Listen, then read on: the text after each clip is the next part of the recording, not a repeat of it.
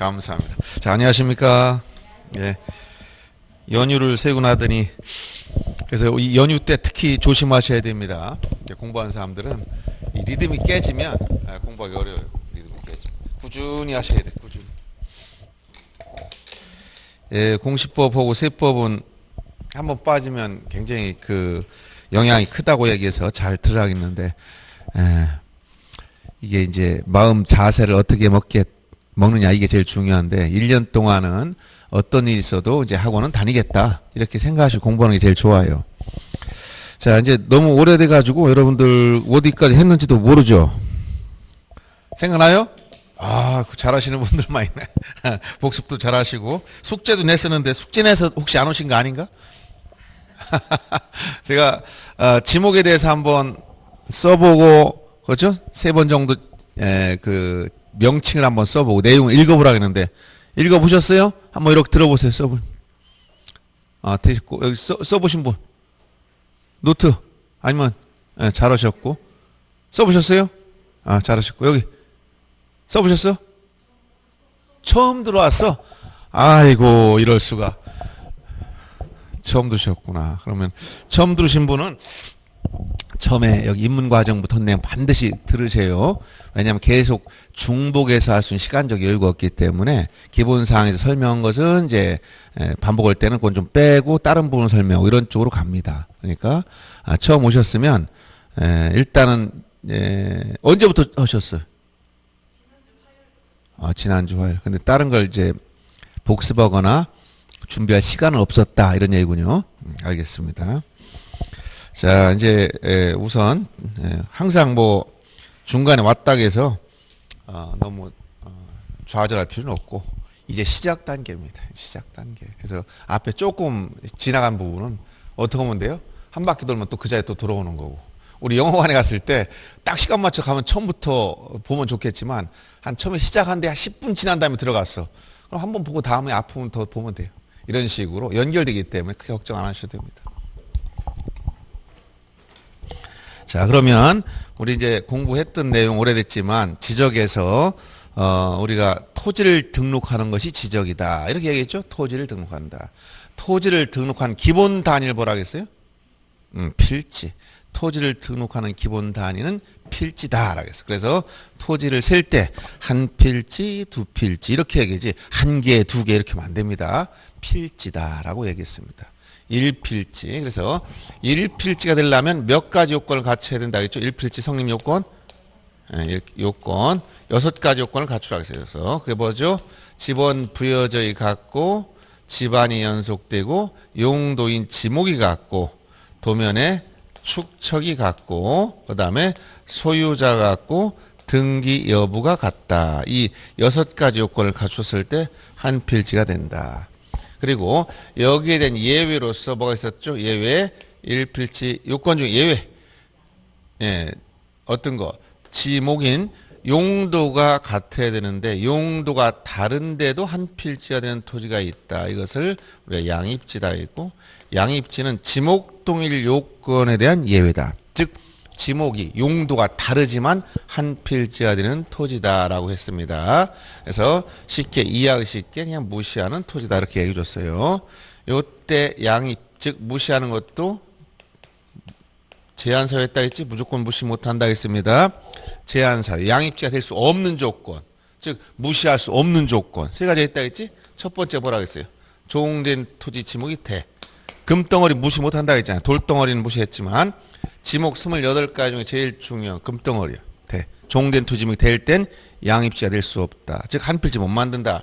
두 번째 주된 토지와 종된 토지 비율이 10%를 초과하면 비율이 10%를 초과하면 이제 제한소에 걸린다 했고 세 번째 종된 토지 면적이 얼마? 330제곱미터를 초과하면 100평 330 그래서 이 숫자 종된 토지 지목이 되거나 비율이 10%를 초과하거나 종된 토지 면적이 330제곱미터를 초과하면 양입지가 안 된다. 제한사유에 걸린다. 무시할 수 없다. 따라서 별도로 따로 등록해야 된다. 이렇게 얘기했습니다. 1필지 요건 동시에 뭐다? 합병의 요건하고 같다 했지. 합병은 두 필지 이상의 토지를 몇 필지로? 한 필지로 만드는 거기 때문에 결국 합병 후에는 반드시 몇 필지? 한 필지가 되어야 된다. 합병 전에 두 개 이상이 된 토지가 합병 후에 한 필지가 되기 때문에 합병의 요건과도 같은 거예요. 자, 이렇게 기본적으로 토지를 등록하는 게 지적인데 필지 단위로 등록한다. 필지란 어떤 요건을 갖춰야 되느냐? 6가지 요건을 갖춰라. 이런 얘기를 했고, 그럼 한 필지가 결정됐다면 1필지에 대해서 어떤 내용을 등록할 것이냐? 바로 자, 이렇게 필지라는 것은 실제 토지가 있을 때 이 토지를 어떻게 한다 했죠? 조사 측량하여 지적공부에 등록합니다. 요 지적공부에 등록할 때 자, 이걸 여기 등록하려면 어떻게 해야 돼? 토지를 측량을 해봤더니 측량 그대로 등록 못한다 했죠? 일정 비율을 줄입니다. 예를 든다면 이렇게 1000분의 1로 줄였다. 이걸 뭐라고 했어요? 축척. 저 토지의 경계점 위치를 정한 다음에 연결하면 이런 식으로 나타납니다. 이걸 뭐라고 한다? 한 필지. 1필지라고 했어요. 1필지. 요 1필지가 되면 1필지 단위, 필지 단위로 등록해야 되니까 1필지에 어떤 내용을 등록할 것이냐. 이것을 1필지 등록사항이다. 무엇을 등록하느냐. 이 얘기죠. 자, 지적이란 토지에 무엇을 등록한다 했지? 토지 표시를 중심으로 등록한다. 토지 표시사항이 총 몇 가지가 있다 했죠? 6가지. 이게 뭐야? 이게 소재, 지번, 지목, 경계, 좌표, 면적. 이 6가지를 뭐라고 했어요? 토지의 표시. 용어 정의에서 토지의 표시다. 예를 들어서 세종특별자치시 종촌동 이게 소재야. 지번 10번지 지목인 대. 예를 들어서 면적은 뭐 500조 여기 뭐 경계 이건 도면에 나타나 있죠. 좌표값은 경계점 좌표 등록부에 등록이 되고 면적 넓이가 얼마냐 이런 내용들이 토지 표시 사항이라는 거. 그래서 이 중에 뭘 공부했어? 지번 공부했죠. 지번의 표기 방법. 지번은 필지에 부여한 번호, 아랍의 숫자입니다. 자, 첫째 표기 방법에서 아라비아 숫자로 지번을 표기하는데 숫자 하나만 나온 걸 뭐라 그랬어? 단식 지번. 2개 나란히 나온 걸 복식 지번. 임야대장, 임야도에는 어떻게 한다 했죠? 지번 숫자 앞에 산을 붙인다. 이렇게 했었죠. 그리고 복식 지번은 앞에 나온 숫자, 만약에 요 앞에 나온 숫자 이걸 뭐라고? 본번. 이걸 뭐라고? 부번. 여기 이걸 뭐라고? 읽으라고 했죠? 이걸 의라고. 5의 1. 이렇게 임야대장, 임야도 이 숫자 앞에다 뭐라고? 산. 이거 붙인다 했지? 그 다음에 기본 위치에 따라서 지번을 부여하는 방법을 분류해 봤을 때 기본 위치에 따라 우리는 어디서부터 어디로? 북서쪽에서 시작해서 남동 방향으로 끝나가는 북서기본법을 채택하고 있다. 지번은 누가 부여한다 했죠? 누가? 대통령이 부여합니까? 도지사가 부여합니까? 누가 부여한다고 했어? 지적소관청이. 소관청은 뭐라고 했어요? 지적소관청은 시장, 군수, 구청장. 시장은 누구라고 했어요? 밑에 구가 없는 시장을 의미한다 했죠. 이해를 하라겠어요. 그래야 말이 이제 통합니다. 이 국가사무를 처리한 국가기관으로서 이 시장, 군수, 구청장 이걸 지적소관청. 소관청이 지번을 부여하되 북서기본법 원칙에 따라 북서쪽에서 시작하여 남동 방향으로 지번을 부여한다. 지번 부여 방법은 총 몇 가지가 있었죠? 방법 4가지. 뭐라고 해서 전부 다 원칙, 예외. 신규 등록 지원 시 원칙은 인접토지 본번에 뭘 붙인다? 부번을 붙여라. 예외가 3가지가 있었어. 최원수, 최종 지번에 인접해 있거나 기존 토지와 멀리 떨어지는 원거리거나 여러 필지, 수필지일 때 이때는 예외. 부번을 붙이는 게 아니라 본번을 붙이는 거예요. 최종 지번 다음에 본번. 그 다음 분할시 지번부 원칙은 뭐라고 했어요? 분할시 지번부 원칙. 한 필지는 분할 전 지번을 그대로 사용. 나머지 필지는 어떻게 한다 했지? 분할 전 지번의 본번에 최종 부번 다음 순번 부번. 말이 어렵다 했지? 그래서 이해를 충분히 시켰었는데 복습 안 하면 또 까마득해집니다. 까마득해져. 이게 들은 적이 있나 없나 이런 생각이 들고 그래서 한 번 들어가지고 안 돼. 그래서 계속 1년 동안 반복하는 거, 10달 동안. 한 번 들어 딱 알아버린다. 그럼 엄청난 머리, 이 지능 수준과 기억력 수준 대단한 거지, 뭐. 그 정도 되면 중개사 공부하지 않고 뭐 하버드로 유학 가도 됩니다. 그러니까 이 공부하는 것이 여러분들이 이게 반복학습 그리고 인내력 꾸준히 반복해서 이렇게 공부해야 되고 그리고 한 번에 이제 기억이 잘 되지 않는 경우가 대부분인데 그래도 이해를 하면은 기억하는데 도움이 많이 됩니다. 이해가 안 되면 자꾸 이렇게 억지로 암기하려면 잘 안 돼요. 근데 대신 억지로 암기하려면 계속적으로 입에 자동으로 나올 때까지 반복해야 돼. 계속. 그러니까 여러분들 경우에 따라 어떤 의미를 부여해서 암기하거나 뭐 이럴 것도 시험용이기 때문에 어쩔 수 없어. 시험 볼 때는 꼭 필요하다 하면 기억할 수밖에 없는 거예요. 근데 이렇게 이제 이해하려고 일단 노력하시면 나중에 억지로 암기 안 해도 60점 다 나와요. 제대로 내용만 이해했으면 60점은 나옵니다. 예. 그래서 여러분들이 나는 저도 요새 자꾸 이제 기억력이 이제 이게 들으면 우리 뭐 기억해둬야 되는데 좀 지나면 생각이 안 나요. 그래서 우리 메모를 자주 하고 적어 놓습니다. 자꾸.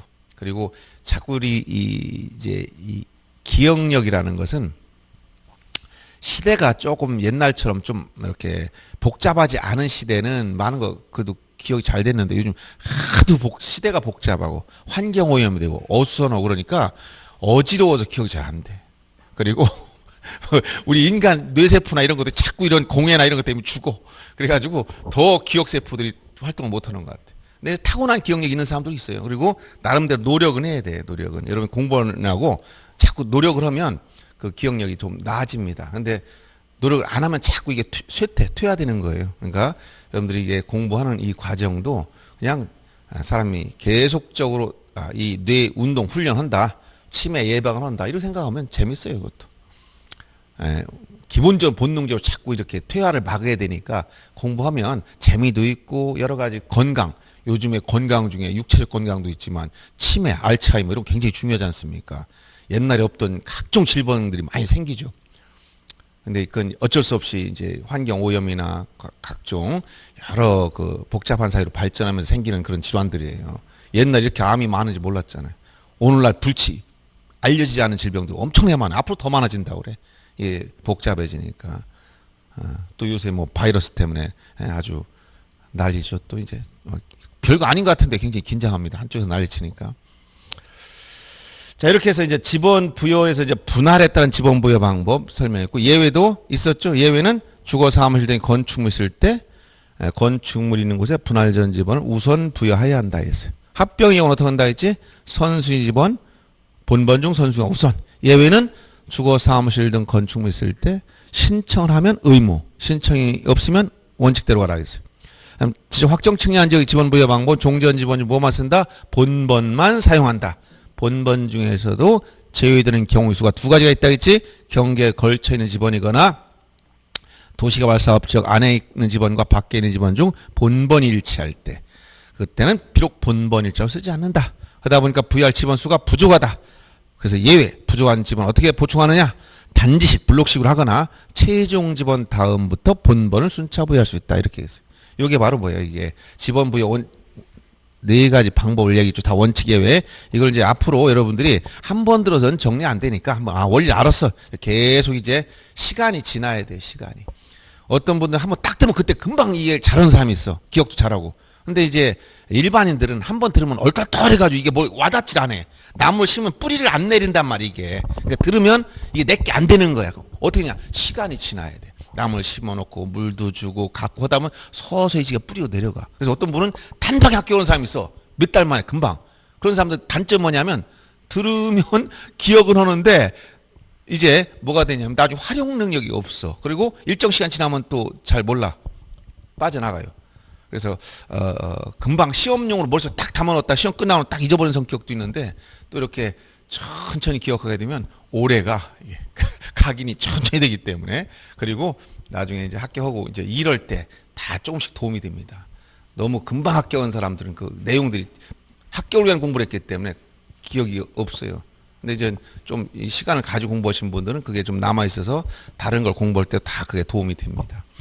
자, 장단점이 있으니까 너무 실망하지 마시고 지번까지 봤어. 그리고 이제 오늘 지목. 그래서 아까 지목에 대해서 이제 지난번에 28가지 지목에 관련돼서 제목 정도, 명칭은 알아야 되니까 3번 정도 써오라 했고, 내용도 전부 다 28가지, 지목이 제일 출제 많이 되는 겁니다. 그 중에서 본문과 단서로 이루어진 게 있는데, 특히 단서가 붙어 있는 게 절반이에요, 절반. 이 단서는 다 시험에 계속 나오는 겁니다. 그걸 읽어보라 했는데, 읽어보셨습니까? 이렇게 제가 허라는 걸 딱 하면은 단번에 합격해, 그해. 그러니까 이게 시간 안 끌어. 근데 사람들이 허락하면 또 안 해. 그래서 억지로 무리를 제가 무리하게 시키지 않잖아요. 예습 배우라고 나누고 가서 끝나고 간단히 그날 배운 거 점검만 하라. 우리가 시간이 없으니까 기출지문 계속 암기하다시피 반복해야 되니까 제가 처음부터 기출지문 나눠주고 계속 읽어보라는 거예요.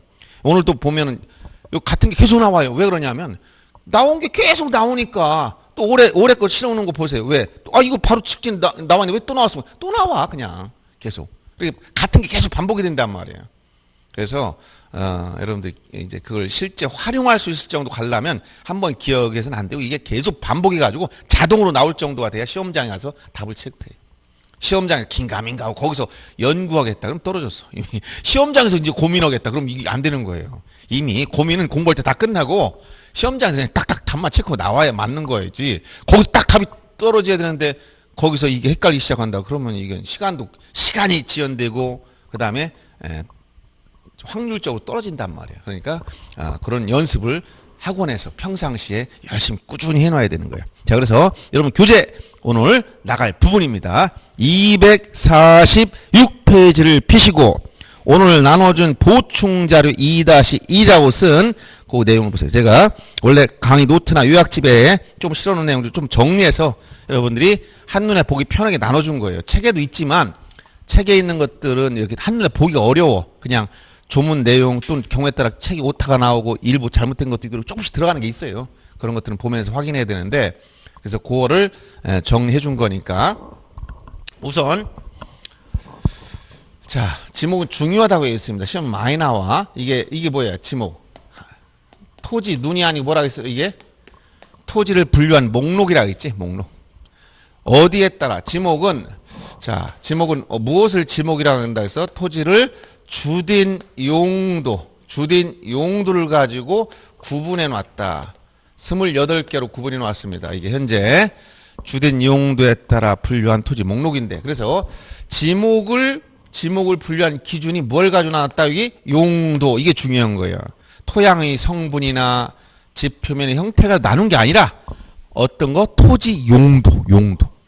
그래서 지목을 분류하는 기준 어서 오십시오. 제가 한 명이라도 안 오면 이분이 또 중간에서 탈락했나 걱정이 돼.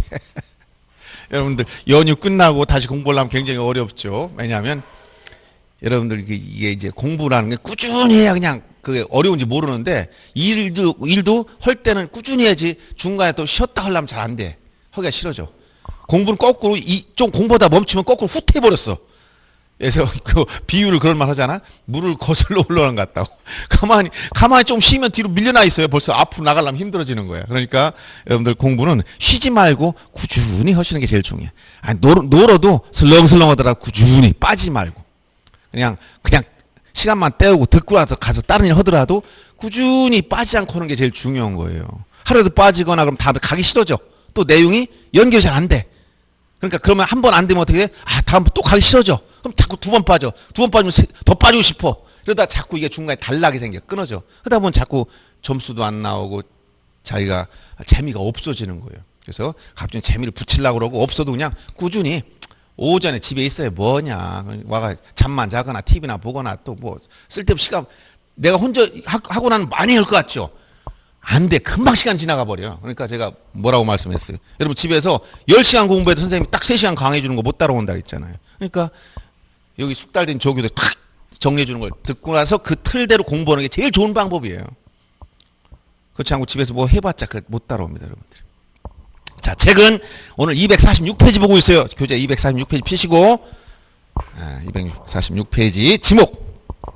자, 그래서 거기 첫 번째 의에 보면 뭐라고 나왔지? 주된 용도에 따라 구분해서 등록한 것이다. 결국 핵심적인 단어가 이거예요. 주된 용도에 따라 28개로 구분했다. 그럼 처음부터 28개로 구분하진 않았었겠지. 그래서 이제 요건 이제 처음에는 이제 이게 28개 아니다. 이게 좀 세분화된 거예요. 네, 그것까지 이제 지금 알 필요 없고, 여기 주된 용도에 따라서 구분했다. 요 기준. 지목을 분류한 기준이 뭐냐 물어보면 용도 지목주의를 취하고 있다. 이렇게 하면 돼. 용도에 따라 지목을 구분한 용도 지목주의. 이걸 얘기하는 거예요. 그러면 토지 용도는, 자, 그래서 토지 용도는 다양하겠지. 그럼 이제 이런 원리만 알아두면 돼. 시대가 앞으로 더 지나가면, 과거, 예를 들어 1950년대 토지를 처음 등록할 때와 지금 20년, 70년 지난 다음에 토지 용도, 70년 전과 지금 같을까, 다를까? 그럼 다르다면 더 다양해졌을까, 단순해졌을까? 당연한 얘기를 하는 거지. 그러니까 지목은 자꾸 다양해지니까 지목 수가 늘어나는 거예요. 지금 28가지라고 했지만 앞으로 10년 후에는 이게 한 40까지 넘을 수도 있어. 분류할 수 있어, 더. 그러니까 어떤 분은 옛날에 공부했더라면 지목이 이렇게 많지 않은데 왜 이렇게 머리가 아프지? 그러니까 빨리 합격해야 되겠다, 이 생각을 가지라고. 더 세분화되기 전에. 자, 용도 지목주의를 취하고 있다 했고, 여기 28개라는 게, 28개. 이거는 지목을 어디다 정해놨지? 법률에 정해놨어. 공간정보의 구축 및 관리하는 법률, 동법 시행령, 여기 가면 지목과 그 내용을 세분해놨단 말이에요. 그러면 28개로 법률과 시행령에 보면 규정되어 있는데, 이건 법률에 규정이 되어 있다. 이 얘기는 뭘 의미하냐? 이것은 지목은 뭐다? 법으로 법정주의. 여러분들이 민법, 물권 법정주의라는 얘기 들어봤어요? 네. 그럼 법정됐다면 마음대로 바꾸면 된다는 거야, 안 된다는 거야? 안 되는 거야. 난 이 지목이 싫은데 이걸 바꾸고 싶은데 내가 마음대로 바꿀 수 있나? 못 바꿔. 법률에 규정된 용어 그대로 써야 돼. 내용 그대로 따라가야지. 내 임의대로 바꾸거나 그러면 안 돼요. 그럼 다음 중 우리 법률에 규정한 지목이 아닌 거 28가지가 있는데 이걸 찾아내야 돼. 알았어요? 여러분들 써봤지? 3번. 그러면 이런 지목이 있었어, 없었어? 응? 이런 지목 못 들어봤지? 이런 지목은 없어. 대지란 지목은 없어. 지적에서는 대지가 없어. 그냥 대는 있어도. 자, 그 다음에 이런 지목 봤어요?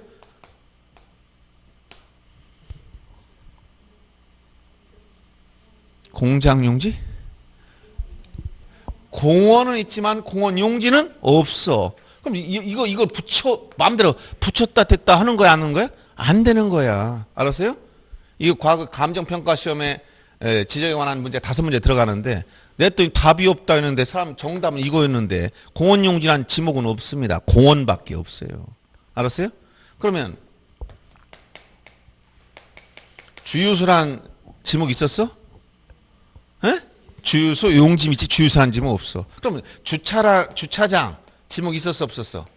있지? 이건 있는 거야. 이렇게 있고 없고를 구분해야 돼. 자, 이런 지목 있었어요, 농지? 이런 지목 없어.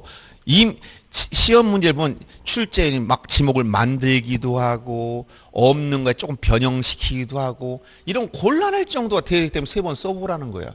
그것도 못 고른다. 암기까지 하지 않고 써보라. 28개 암기나 해서 이런 지목이 있다 없다 정도는 선별할 능력이 있어야 그래도 2차 시험에 응시할 자격이 주어지는 거지. 그것도 모르면서 시험 옛날처럼 그렇게 그냥 주는 그런 시대는 지났습니다. 그냥 주진 않아요. 그리고 이건 1차 학개론 시간에도 나와. 개론 문제에서도. 진짜 거기다 조그맣게 써놓은 걸 갖다 출제하기도 해. 2차까지 같이 공부한 사람들은 금방 맞지만 1차만 따로 하고 2차만 따로 할 땐 또 이런 거 틀려. 그래서 이런 28가지 지목을 여러분들이 알아야 된다라고 하는 것이고, 그 다음에 여기 법정주의 개념은 그런 얘기예요. 법의 규정이 그대로 써야지 임의대로 창설하거나 변형시키면 안 된다. 그러면 용도에 따라 나눴으니까 용도는, 자, 이것은 뭐야? 한 필지 용도를 말하는 거지? 필지가 하나다. 그럼 그 토지 용도를 말하는 거예요. 그러면 필지는 어떻게 씁니까? 하나의 용도로만 씁니까? 여러 개의 용도로도 쓸 수 있습니까? 그래서 여기서 그 밑에 보면 뭐가 나왔어? 자, 여러분 책 246페이지면 지목 설정 원칙이라고 나왔지?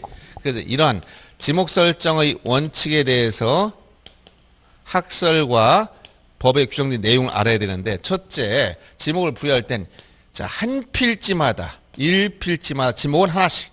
1필 1목의 원칙이다. 1필지마다 지목은 몇 개? 하나씩 부여해야 돼. 하나씩. 1필 1목의 원칙. 1필지마다 지목은 하나씩. 두 번째, 그럼 한 필지란 것이 용도가 하나만 있느냐? 용도가 여러 개를 쓸 수 있지? 예를 들어서 어떤 사람 보니까 이렇게 자기 필지가 있어. 건물 지으려고 그래. 지목을 대라겠죠? 근데 여기다 건물 짓고 났더니 공간이 많네. 그래서 여기다는 텃밭도 가꾸고, 텃밭 전. 요 뒤에는 차도 주차하고, 주차장. 요 앞쪽에는 과실, 유실수도 심어놨어. 그럼 이게 지목, 대, 주차장, 전, 여기 과수원. 도대체 네 가지로 쓰면 지목을 네 가지로 설정하는 거야? 그럼 뭐라고 써요? 한 필지마다 하나. 이게 한 필지, 한 필지. 그럼 지목을 뭐로 설정해야 돼, 여기서? 이렇게 여러 가지 용도 쓸 수 있지? 그럼 어떨 거냐? 이런 경우에 원칙을 따라가야 돼. 이럴 경우는 가장 주된 지목을 따라가라. 그걸 뭐라고? 주 지목. 따라간다, 추종한다 그래. 무슨 뭐 추종 세력 이런 말 많이 하잖아요. 옛날에 이제 그 공안 검사들이 북한의 지령을 추종하는 세력이다 뭐 이런 말 쓰잖아. 추종, 따라간다는 거야. 주지목 추종의 원칙이다. 주된 지목을 따라간다. 여기서 이건 용도에 따라 구분했으니까 이걸 다른 말로 보면 주 용도 추종의 원칙이라고 되지. 주지목 추종의 원칙. 그래서 거기 나오죠. 246페이지 두 번째 나오지. 주지목 추종의 원칙이란 한 필지가 어떻게 이건 평면적으로 용도가 수평적 용도의 경합이 있으면 어딜 따라간다? 가장 중요한 용도를 따라가라. 알았어요? 여기 가장 중요한 게 뭐야, 이게 첫 번째 이거지? 다 부수적으로 이용하는 거잖아. 그래서 주지목 추종의 원칙이라고 얘기하는 거예요. 그런데 만약에 이런 경우는 없느냐? 만약에 용도가 하나로 정해졌다. 계속 그것만 쓰게 되느냐? 어떤 사람이 자기가 농작물 재배하려고 왔어. 이걸 전. 여기다 채소를 재배했어요. 근데 지금 겨울이지. 재배하기 어렵지? 겨울엔 농사를 앉아서 이렇게 비워놨다가 여기다 차를 좀 주차해봤어. 겨울에 비어있길래 집 앞에 있는 차를 좀 주차해놨어. 여기다. 차들이 이렇게 주차됐어. 그럼 이게 주차장이 됩니까? 그러면 겨울에는 주차장, 봄부터는 전, 다시 겨울 되면 주차장 계속 바꿔야 되는 거예요? 자, 이렇게 시간적으로, 자, 일시적으로 용도가 바뀌었다. 그럼 지목을 바꾼다, 안 바꾼다? 안 바꾼다. 이걸 일시 변경 불변의 원칙이다. 이렇게 일시 변경 불변 원칙. 즉 일시적인 용도 변경이면 지목을 바꾸지 않는다. 이걸 다른 말로 영속성. 이거 말 지속성을 가져야 된다. 일시 변경 불변 원칙 내지 영속성의 원칙이다. 이런 말을 써요. 그 다음에 네 번째가 사용 목적 추종의 원칙. 이거 사용 목적 이것은 추종 따라간다. 이런 말 많이 쓰는데 여기서 사용 목적이라는 것은 관계 법령의 우리 지적에서도 1조가 뭐라 했지? 항상 1조는 이 법의 목적, 2조는 뭐라 했지? 용어 정의 이렇게 나온다 했지. 2차 과목들 이런 공법 분야는 대부분 행정법 분야는 그래요. 알았어요? 그래서 여러분들 배우는 과목들이 항상 1조 이 법의 목적, 2조 용어의 정의 이렇게 나와. 1조가 이 법의 목적인데 만약 관계 법령에 따라 택지 개발 사업을 했다. 그럼 조성된 토지는 다 건물 지을 땅을 만들어 놨다는 거예요. 관계 법령에 의해서. 그럼 거기 건물이 없어도 뭐야? 용도는 결정된 거. 이걸 뭐라고 한다? 사용 목적 추종 원칙. 즉 토지 용도는 뭐에 따라 결정된다? 관계 법령에 관련된 법령의 목적에 구속이 된다. 여기에 영향을 받는다는 거. 이걸 사용 목적 추종의 원칙이라고 그래요. 예를 들어서 공장용지 설립에 관한 법률에 따라서 어떤 부지를 조성해서 거기다 뭘 지으려고? 공장. 그럼 그 땅은 지목이 뭐가 될까? 공장 용지가 되는 거예요. 알았어요? 또 가족묘지에 관련된 법률에 따라 뭐 묘지를 조성해 놨어. 거기 시체나 유골이 안장이 안 됐어. 그래도 지목은 뭐라고? 묘지야. 이렇게 관계 법령에 따라 용도가 결정되는 게 있어요. 여기까지가 실정법에 규정된 거예요. 네 가지가. 알았어요? 그 다음에 학설일로서 나오는 게 뭐냐면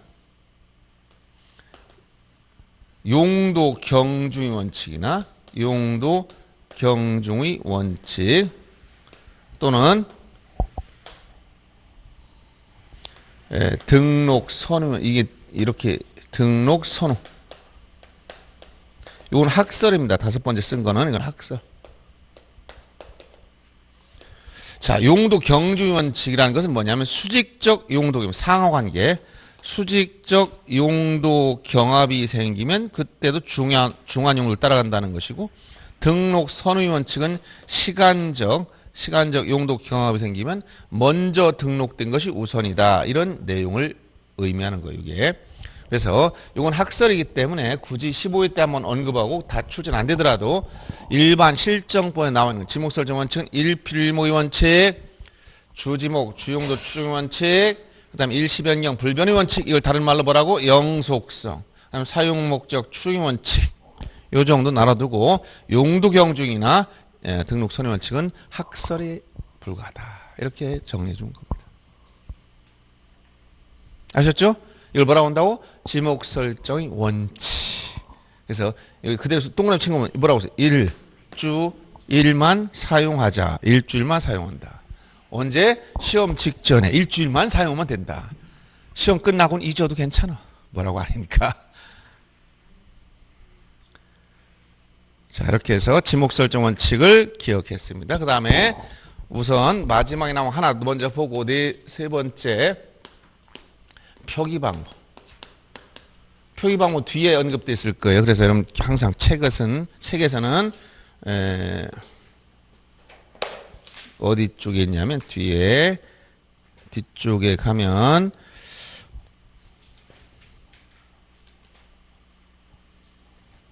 자, 254페이지 나와 있지? 지목의 표기 방법 이렇게 보시고 표기. 지번과 차이가 있습니다. 지번과 차이가 있어 지목은. 그래서 자, 지목은 대장에 쓸 때하고 도면에 쓸 때하고 다릅니다. 도면. 대장은 토지대장과 임야대장을 협의대장이라고 그래요. 도면은 지적도하고 임야도를 말합니다. 지적도, 임야도. 대장에는 지목을 표기하는 칸이 따로 있어요. 그래서 여긴 정식 명칭을 코드 번호와 함께 씁니다. 정식 명칭. 코드 번호는 1번부터 28번까지 번호가 부여되어 있어요. 전 01, 답 02, 과손 03에서 잡종 28번까지 번호가 붙어 있는 걸 뭐라고 한다? 코드 번호라고 그래. 번호는 몰라도 돼, 일단. 그것까지 암기할 필요는 없으니까. 정식 명칭을 쓴다. 예를 들어서 목장용지다. 그럼 이렇게 목장용지 이렇게 쓰면 돼. 대장, 토지대장, 임야대장 쓸 때는. 알았어요? 대장 쓸 때는. 근데 도면에 쓸 때, 지적도 임야도에는 정식 명칭을 쓸 칸이 없어. 도면은 어떻게 된 게 도면이냐면 이렇게 도면을 그리면 이렇게 된 게 있어요. 어느 지역 지적도다. 1200번을 작성됐다. 여기다 토지 경계를 긋고. 그럼 여기 어떻게? 여기 10번지면 지목대, 11번 주차장이면 차, 여기 9번지면 만약에 여기가 주유성지다. 그러면 주. 이런 식으로 쓴단 말이에요. 이런 식으로 한 글자씩만 쓰는 거, 한 글자씩만. 근데 한 글자 쓸 때 이거를 정식 명칭 다 못 쓰니까 약식으로 줄인다. 약식, 부호로 써, 부호. 도면에는 부호로 쓴다는 거예요, 부호로. 그럼 28개니까 부호도 몇 개 있어야 돼? 28개. 지목 28가지 세 번 써오라는데 그것도 기억할까 말까 하는데 부호를 또 28개만 하면 머리가 헷갈리지? 그러니까 어떻게 돼? 부호로 쓰되 굳이 신경 쓰지 말라고. 부호 쓰는 원칙이 있어요. 원칙은 첫 글자를 따라 쓴다. 첫 글자 두 문자. 여기 두 문자는 첫 글자를 쓴다. 첫 글자. 이게 머리 두 자니까 머리 글자만 따라 쓰다. 그럼 예를 들어 목장용지다. 그럼 여기 오면 뭐라고 쓰면? 요게 여기 쓰면 그럼 목장용지라는 거예요. 근데 다 이렇게 똑같이 한 글자 쓰면 좋은데 어떤 건 보니까 겹쳐. 똑같은 글자 두 개씩 나올 수도 있지. 그럴 땐 어쩔 수 없이 두 번째로 가는 거예요. 그래서 예외 차문자. 차가 뭐야? 두 번째란 얘기, 차 문자. 요 머리 글자란 말과 다른 거, 이거. 두 번째. 그래서 이건 차, 수석, 차석, 차남 할 때 차는 두 번째란 얘기. 그러면 28개 중에 첫 글자 쓰는 게 몇 개냐? 첫 글자 쓰는 게 24개나 돼. 두 번째 글자 쓰는 게 몇 개냐? 4개밖에 안 돼. 근데 시험에 자주 나와. 암기해야 되겠어. 그럼 여러분 뭘 암기해야 될까? 머리가 좋은 천재는 다 암기해버려. 근데 우리는 그 정도가 안 돼. 그러면 뭐야? 요 4개를 암기고 나머지는 다 뭐야? 첫 글자니까. 그런데도 이게 계속 나왔는데 틀리면 되겠어요? 계속 매년 냈어. 그래서 또 틀리면 말이 안 되는 거야. 그럼 4가지가 뭐냐? 요 차문자 쓰. 이건 기억해야 되겠지. 자, 그래서 요 4가지를 기억하는 거야. 그래서 천원차장이다. 이렇게. 자, 차를 탔더니 차장이 차비 1,000원만 내세요. 나 1,000원 차장. 자, 차비가 얼마라고? 1,000원이야. 1,000원 차장. 그렇다고 난 자가용 타고 다녔는데 그러면 뭐야? 차 볼 때마다 1,000원 차장을 생각해. 탈 때 1,000원, 공시보상이 1,000원 차장이 뭐야? 차 문을 열 때, 닫을 때도 1,000원 차장. 1년 내 공부하면 헷갈릴까 안 헷갈릴까? 이제 그 정도까지 있는데도 이제 기억 안 난다면 안 돼. 차 탈 때마다 공시보상이 1,000원 차장. 1,000이 뭐지? 생각해 보는 거야. 딴 생각하지 말고 친구 만나서 술 먹고 노래방 가고 이런 거 생각하지 말고 1,000원 차장. 1,000이 뭔가? 그렇게 이 생각을 하란 말이야. 그래서 1,000은 뭐냐? 이건 하천을 말합니다. 원은 유원지를 말해. 차는 주차장. 장은 공장용지. 그래서 여기서 하천, 유원지, 주차장, 공장용지 4가지만 두 번째 글자를 따로. 나머지 다 첫 글자야. 그러면 이건 왜 하천을 갖느냐? 이건 똑같은 건 없는데 학교용지가 비슷한 표기가 나올 수 있어서 헷갈릴까봐 두 번째를 간 거예요. 이게 학인데 잘못해서 하라고 해서 이거 점 하나 찍히면 이거 학하고 비슷해지잖아. 또. 그 다음에 유원지는 유지라고 이게 써. 못 쓰지.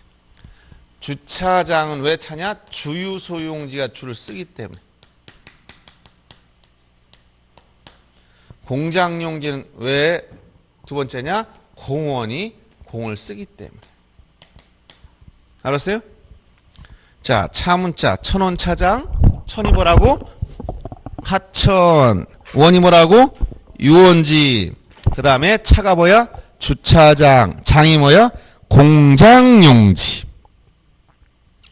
1,000원 차장. 아셨죠? 자, 이제 여기 보지 말고 이쪽 쳐다보고 여기 쳐다보세요. 1,000이 뭐야? 1,000? 원.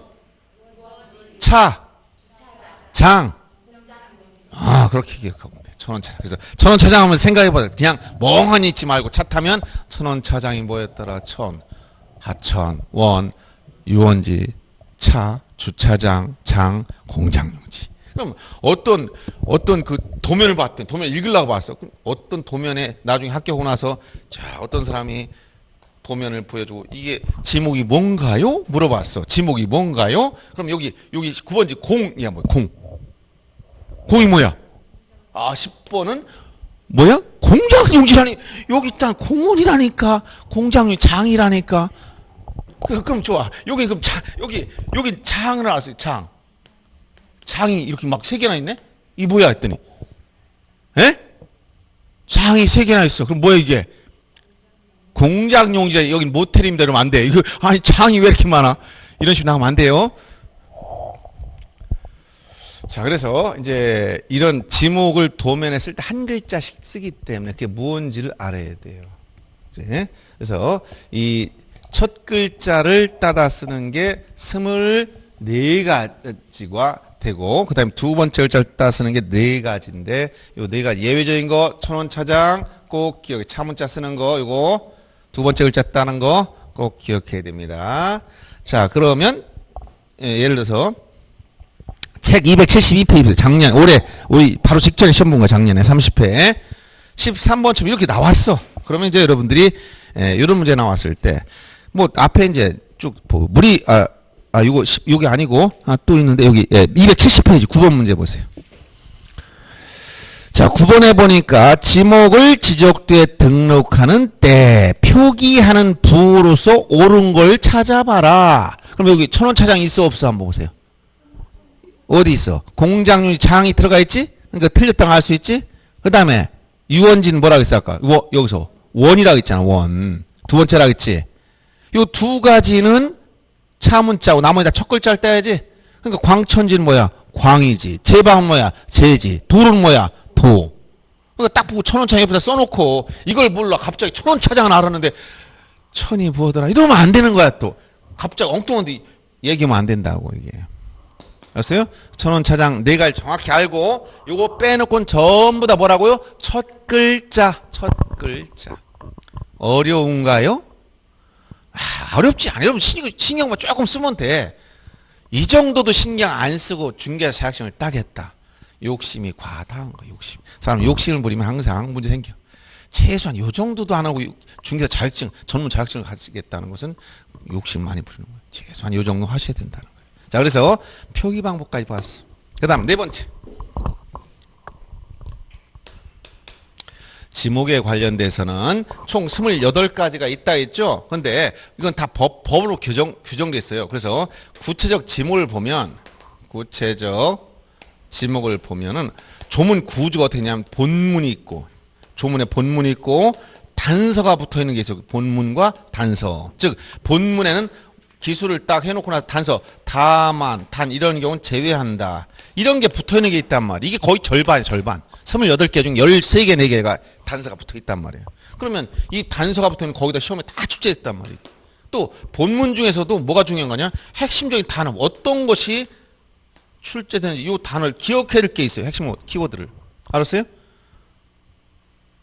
이 기억할 건 많지 않아요. 제가 거기다 몇 개 써놓은 것만 알면 돼. 나머지는 그렇게 많이 물어보지 않아요. 그래서 처음 공부하니까 제가 오늘 거기 구체적 지목을 보면서 한번 이 책이 눈에 안 들어오게 돼 있어 제가 정리해 준 겁니다. 248페이지. 책을 보시고 오늘 나눠준 자료 보세요. 첫째, 전 보면 우리 책을 보면 옆에 비교해 보세요. 물을 상시적으로 이용하지 않고 곡물, 원예작물, 과수류를 제외한 원예작물, 그 다음에 약초, 뽕나무, 당나무, 묘목, 관상수 등의 식물을 주로 재배한 토지와 식용을 위해서 죽순을 재배한 토지는 전으로 한다. 이렇게 시행령에 규정되어 있단 말이야. 근데 이게 읽었다 해서 이게 시험장에 쓸 수 있느냐? 쓸 수가 없어. 이렇게 되면.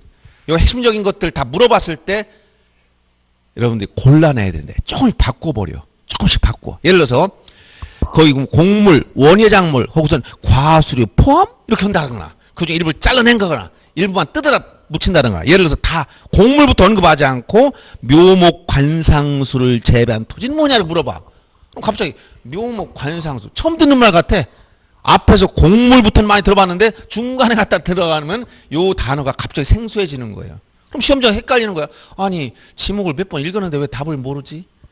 여러분들이 요렇게 착각을 일으키게끔 문제를 만들기 때문에 그래요. 조금씩 바꾼다는 겁니다. 아셨어요? 그래서 요걸 기억해야 돼요. 그래서 오늘 프린트를 보세요. 전 하면은 자 여기서 전이나 답, 과수원 이걸 농지라고 하죠. 전답을 구별할 때는 항상 차이점이 뭐냐.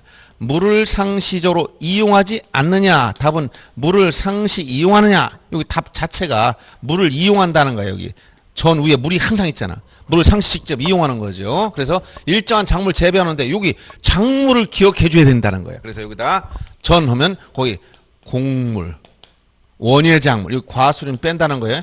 원예작물. 그 다음에 또 약초, 뽕나무, 당나무가 뭔지 아세요? 네, 종이를만 이렇게 나무 껍질을 벗겨서 그걸 나중에 우리 어렸을 땐 그런 게 있었어. 그걸 쫙 다져가지고 그거를 종이를 만들 때 써요. 당나무, 그 다음에 묘목, 관상수, 그 다음에 식용목적 죽순재배지. 여기서 죽순재배. 죽순재배지가 이 죽이라는 게 뭐예요? 죽. 대나무를 표현하는 한자가 죽이지. 근데 대나무는 임야에 저기 나중에 보면 뒤에 다른 데 또 나와요. 근데 이런 그 임야에 보면 중림지라고 대나무가 자라는 곳은 중림지 임야에 있는데 식용 목적 죽순을 재배하면 전이 돼 버려. 그래서 여기에 들어가는 거 요건 기억해야 돼. 어떤 게 곡물 중에서는 굳이 뭐냐는 물어보지 않지만 요 답에 들어가 있는 걸 하면 안 돼요. 답에는 여기에 들어갈 수 있는 작물이 딱 정해져 4가지. 거기다 써놨지. 그 밑에 답. 물을 상시 직접 이용해서 벼, 연, 미나리, 왕골. 벼가 뭔지는 알죠? 벼. 예. 여러분 주시는 쌀 생산하는 그런 벼. 그 다음에 연이 뭔지 알아요? 연근. 연꽃 밑에 뿌리 있지? 그 연근이야, 연근. 미나리. 그 다음에 왕골. 이건 뭐 자리, 돗자리 같은 거 만들 때 쓰는 거 있어. 왕골. 이렇게 벼, 연, 미나리, 왕골 등의 식물을 뭐 한다? 재배. 둘 다. 이것은 재배한다. 여기도 재배를 해야 돼. 이 재배란 말은 뭐야? 식물을 인공적으로 가꾸는 걸 재배라고 그래. 동물도 재배한다고 그래? 예를 들어서 나는 돼지를 좀 재배한다 이럴까요? 뭐라고 그래? 사육한다. 식물은 재배한다. 그럼 재배 반대되는 말이 뭐야? 자생한다. 예를 들어서 이게 벼가 자생하거나 곡물이 자생해. 그러면 이건 스스로 크는 거니까 이거는 전답이 될 수가 없다는 거예요. 그래서 여기서 물을 상시 이용하느냐 하느냐 이거 가지고 구별했지. 이걸 뭐야? 경작 방식이 차이가 나는 거예요. 물을 상시 수두작으로 하느냐 아니면 이용하지 않느냐. 수두작 물을 이용해서 재배한다는 거야. 물을 상시 이용하느냐 안 하느냐를 가지고 뭘 나왔어? 전과 답을 구별했고 여기 이용된 작물 중에 전하면 전, 고개, 약봉닭, 묘관, 죽순 기억해야 돼. 곡물, 원예작물, 약초, 뽕나무, 당나무, 묘목, 관상수 등의 식물을 재배한다. 그리고 식용 목적 죽순 재배지까지. 알았어요? 그 다음에 답은 벼, 연미왕, 벼, 연, 미나리, 왕골 등의 식물을 재배해야 돼. 그리고 연이나 왕골이 나왔을 때 이게 자생하고 용수 배수가 원활치 않으면 이것은 뒤에 가면 어디로 가냐면 유지라고 나와. 유지는 19번에 가면 19번째 유지가 있어요. 유지라고 있습니다. 19번째. 여러분들 프린트물 봐도 되고 책을 봐도 되는데 뒤에 넘어가면 19번 유지가 나오지. 연, 왕골 등이 자생하는 배수가 잘 되지 않은 토지는 뭐다? 유지로 간다. 그래서 요거가 구별해야 된다는 거예요. 그래서 이제 전답 구별할 때 첫째 이렇게 물 상시 이용하느냐 하느냐 요거 가지고 전답을 나눠서 이용하지 않으면 전, 상시 이용하면 답. 작물로서 곡물, 원예작물, 약초, 뽕나무, 당나무, 묘목, 관상수, 식용 목적 죽순 재배. 그러면 전, 벼, 연, 미나리, 왕골 등의 식물 재배만 답. 알았죠? 이렇게 기억을 해주면 됩니다. 거기 전답에 들어간 작물도 다 출제됐으니까 제가 한번 얘기해 준 겁니다. 그다음 과수원, 세 번째 과수원도 보세요. 책과 비교입니다. 사과, 배, 밤, 호독, 귤나무 등 과수류를 집단적으로 재배. 그 핵심은 과수류 집단 재배지야. 과수류. 핵심 뭐라고? 과수류. 과수를 어떻게 한다고? 집단적으로. 어떻게 돼? 재배해야 돼. 거기 요 과수류에 대한 예시가 나와 있지. 어떻게? 저기 보면 사과, 배, 밤, 호도, 그 다음에 귤나무. 이건 과수류의 예시에 불과한 거지. 여기 없는 건 과수가 아닐까? 과수류가 아닐까? 감나무. 여기 있어? 없는데. 감은 과일이에요, 아니에요? 과수류라는 것은 단연생 나무에서 과일이 열려야 돼. 이걸 과수류라고 그래. 나무에서 뭐가 열린다고? 과일이 열려야 돼. 그러면 토마토는 과일이에요, 아니에요? 과일이지만 나무에서 열려, 식물에서 열려. 그럼 나무가 아니지. 과수류가 아니야. 그건 전부 다 전적으로 가야지. 물을 상시 이용하지 않고 이런 걸 재배하는 거니까. 그러니까 여러분들이 과수류가 무엇이냐는 앞에 열거한 건 예시에 불과하다. 그러니까 이거 말고도 또 있을까 없을까? 그럼 포도나무는 과수류 아니야? 그렇지. 키위나무는 키위. 과수류지? 예, 그런 거 당연한 거예요, 여러분들. 키위가 식물성분 이게 모르겠다. 그걸 상식이 좀 부족한 거야. 키위는 이렇게 줄기 포도처럼 이렇게 덩굴식으로 이렇게 들어가는 포도나무처럼 비슷하게 생겼어요. 근데 거기서 열리는 게 키위야. 그러니까 키위를 집단적으로 재배해서 그럼 뭐야? 과수류. 첫째, 나무에서 과일이 열려야 된다. 근데 두 번째 뭐라고? 집단적에 돼. 세 번째, 재배에 돼. 이 세 가지 요소가 합쳐져야 과수원이 되는 거예요. 근데 만약에 거기 밤나무가 여기 세종 옆에 가면 이제 정안이라는 곳이 있어. 거기 밤이 굉장히 많은 곳이야. 밤나무가 집단적으로 자생하는 곳이 자생. 그럼 뭐야 이거? 임야. 과수원이 아니고. 강원도에 가면 산이 5월달쯤 6월달쯤 가면 하야 보면 밤나무가 엄청나게 많아. 근데 가보면 그냥 산속 숲속에 그냥 밤나무들이 그냥 자라는 거야. 그건 과수원이 아니란 말이야. 근데 정원에 가면 어떻게 돼? 밑에 다 도로가 나 있고 밑에 다 관리 다 하고 있어요. 밤나무를 재배하고 있어. 그것도 우리 시골집에 가면 감나무도 있어. 마당 옆에 새 그루가 자라고 있어. 재배하고 있지. 새 그루. 집단적이야? 집단적? 새 그루를 가지고 집단적 이렇게 지는 않지. 그러니까 과수류를 집단적으로 재배할 때만 과수원이다. 근데 거기 단서 아까 단서가 중요하다고 했어요. 단서. 거기부터 단서가 나오지? 주거용 건축물 부진보다 대. 이렇게 양의의 제한 구체적으로 규정한 게 세 가지 꼭 기억합니다. 거기 묘목과라 했지? 묘지, 그 다음에 목장용지, 과수원 이 세 가지에 이게 들어가 있어요. 즉, 자, 묘지, 여러분 뒤에 보면 28번째 묘지가 나와. 묘지에도 묘지 관리사무소 부지가 나와. 관리사무소. 요 관리사무소 부지는 그냥 대가 돼. 양이 뜨지 않는다는 거예요. 그 다음에, 목장용, 바로 밑에, 목장용 네 번째 가면, 목장용지도 여기 목장용지 안에 있는 주거용 건축물 부지는 대가 돼.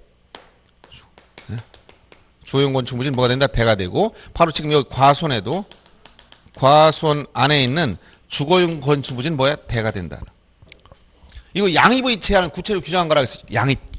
아무리 작아도 종된 토지 침을 볼 때는 대일 때는 영향 뜨지 않는다 했지. 여기 과수원이 있단 말이야. 과수원. 이거 집을 졌어. 5천쯤부터. 이거 50쯤 집을 짓고 갑이 과수원을 갖고 있어요. 그럼 이건 면적은 요 안에 포함된 토지 양이 적지 상대적으로.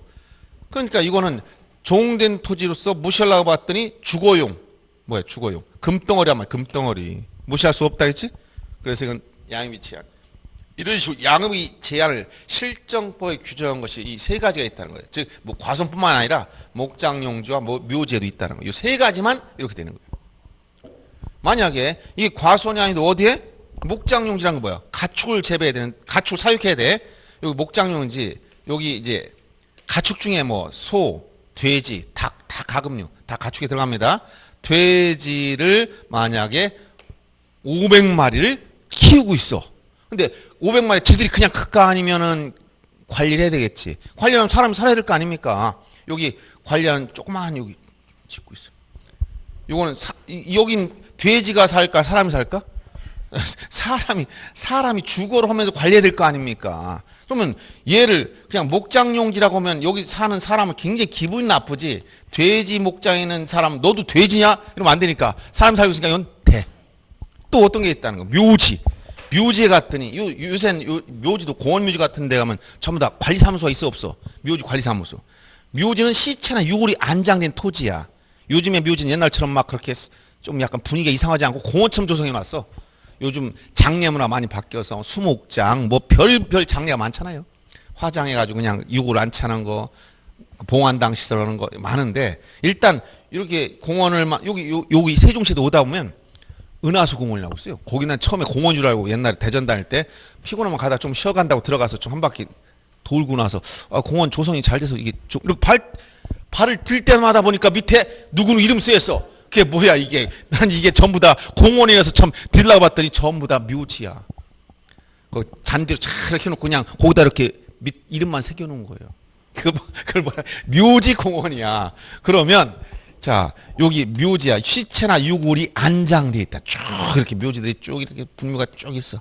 그럼 이걸 그냥 관리 안 하면 풀에 덮여버리고 관리가 안 되면 이걸 사용을 못 하잖아요.